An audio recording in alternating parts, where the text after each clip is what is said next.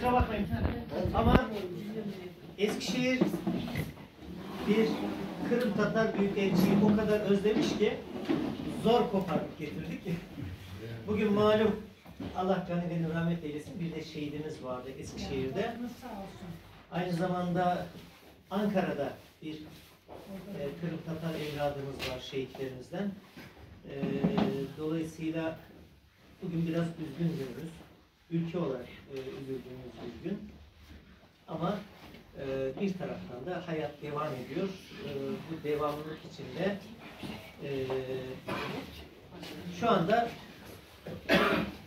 sadece Ukrayna'da değil, dünyada tek Kırım Tatar Büyükelçimiz sizlerle birlikte olmak için bugün aramıza katıldı. Kendisine hoş geldin diyoruz. Sağ olsun.